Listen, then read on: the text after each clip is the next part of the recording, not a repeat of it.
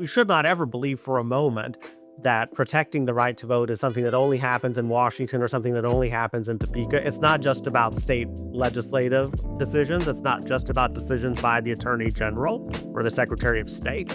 In fact, most of what happens in protecting voting rights is at the hyper-local level in a decentralized system of elections where very local officials are the ones making the decisions. It is a reminder that local folks have enormous power and that if we're really going to defend democracy, if we're really going to build a firewall for freedom in this country, it requires us to do it at the most local of levels.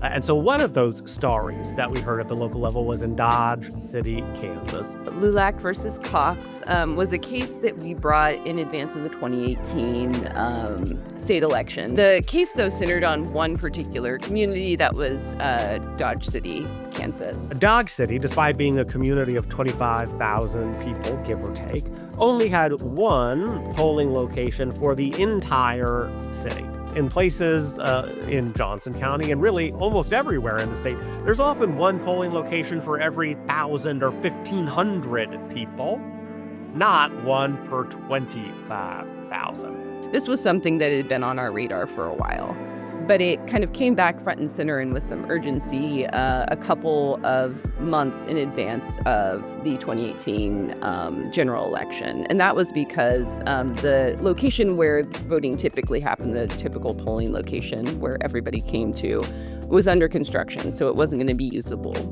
Even until now, I think we're still not sure how much the construction was actually this meaningful hindrance to people being able to go vote.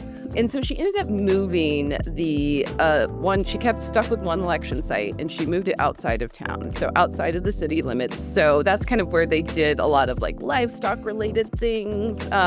It was out in the country for a reason. I think the sheer bizarreness, absurdity of moving a poll at the last minute outside the city limits, away from bus routes, a long walk. I think at one point there aren't even sidewalks for people to get there, across the train tracks. It's like very dramatic. Bus routes didn't run out there. A lot of people who would be coming from the meatpacking plants, which remain one of the largest employers, would have a harder time getting there than they would something that was more centrally located. And this is something we run into a lot with election officials, with elected officials, with people in these positions who are in charge of a lot, where on paper, you're just moving a location to another. And I think there's just not a consideration for what the actual voters' experience is, and just a disconnect between an official's ability to sort of put themselves in the position of someone who is used to going to this one location and now has to travel so far to get somewhere else. And I think there's just that disconnect and inability to sort of have that first person understanding. We tried to come in and talk to Clerk Cox about this and said, hey, there's some, in addition to this kind of being bad policy and not helpful for your constituents, there's some legal ramifications for all this as well. This is actually interfering with people's rights to vote under the Constitution. But I think nationally people saw that Kansans and people in Dodge City were not just going to take it, right? And that the resistance against this, and I think the accountability against an official or of an official, was robust and meaningful. And I think it also inspired a lot of people to probably look at their own communities and think about, how do I hold my own local officials accountable? People were becoming aware of the fact that voter suppression is not just police dogs and fire hydrants, but takes many forms, including moving the location. So they were paying attention to that. And just the sheer inanity, the sheer absurdity of having one location for 25,000 people that you then literally move outside of the city limits. Dodge City doesn't have a polling because we move it outside of the city, was so inane, so absurd, that it highlighted for folks just in a very clear way what was happening. We kind of wrote her a couple of letters. She, at different points, indicated that she was going to meet with us. But we found out at a later date through a public records request that one of the emails that we sent to her, that I sent to her, that I thought was pretty nice, was forwarded to the state election director, Brian Caskey, and it just said, LOL. There's a lot of different ways you can interpret that, but it was basically like, I'm not doing what these people say. F them. I don't care. It showed a real, I think, indifference to the voting rights of her constituents. Dodge City really illustrates that comms is here to talk about work, because if we don't talk about what we did, nobody knows about it, right? And so nobody knows we filed a lawsuit. Nobody knows why unless comms is there to talk about it. And I think we did a really good job ensuring that it was in local media, that there was transparency about the whole story, right? We were able to tell the whole story from beginning to end of how we got to this point. So ultimately, we continued to engage in negotiations up until about 2 weeks before the election. I think at that point, it became clear that there was not going to be any additional polling locations and that the polling location was going to remain outside of town. And so we really felt like that there was nothing else we could do. It was time to file suit. So Melissa Seiler, our voting rights organizer at the time, and also a big part of how we do county voting work now, in Dodge City, had been in constant communication with folks at least, almost a year ahead of the actual peak in the Dodge City litigation. So up until that time, she had been in constant communication with them about, first, what their concerns were in terms of voting access in Ford County and Dodge City. So we knew well before the litigation, probably a year ahead, that there was this one poll in Dodge City that had tens of thousands of voters that were supposed to go vote there on election day somehow. And then we also sort of knew, as Melissa was meeting with folks regularly, talking to them about their concerns, sort of walking them through what it means to engage with public officials. So when they were meeting with Debbie Cox and talking to her about their issues, when there were times that she refused to meet with them, we were sort of aware of all of that along the way for months and months. And so by then, we had a really good understanding of who the affected people were and who the sort of leading voices in Dodge City were, and the grassroots leaders of organizing. We sort of had this built-in cast of characters to join as plaintiffs in the case. And there was almost no search, as far as I know. It was more, do you want to be a plaintiff after you've done all this so far? And for the clients, it was, yeah, I've been working on this issue for a year and I have not had any positive results. So obviously, yeah, let's go. I want to be part of the case.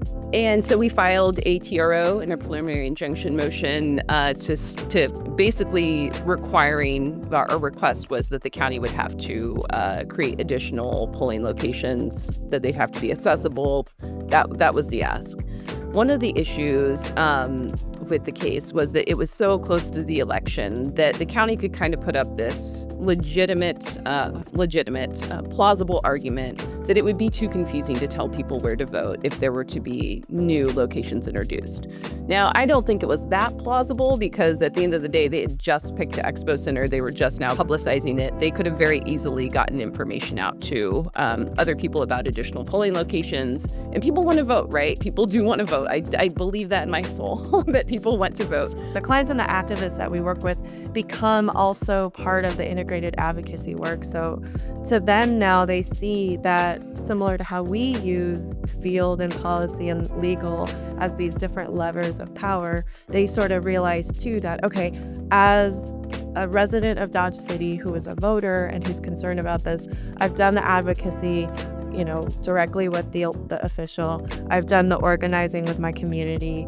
And now the next point of escalation is litigation, and I can also show up as part of that too. So we ended up not winning the TRO, preliminary injunction. Judge Crabtree was our judge in that case. And, he, I think, did do us a little bit of a service in saying, hey, it's too late. It's too close to the election to be able to enter the injunction that the plaintiffs have requested. But I'm concerned about this woman. She's out here writing lol in emails. Like, she's had one polling location despite all the evidence that we saw in this hearing that people want more. So he's like, this case is not going anywhere. I just can't make a decision in advance of this election. I think it's just put on the map that county clerks manage elections in a lot of counties in Kansas in a way that I think people really didn't realize. Unfortunately, the election went forward with just the one location that was out of town. But I think nationally people saw that Kansans and people in Dodge City were not just going to take it. And I think that there was just incredible outpouring of support from kind of around the country. We were inundated with calls here at the ACLU of Kansas with people wanting to help, wanting to find ways to work around what Debbie Cox was doing. That was like the flood of calls with so many people suggested buses, and we just didn't have the capacity to organize that. And then Lauren had this lightning bolt thought.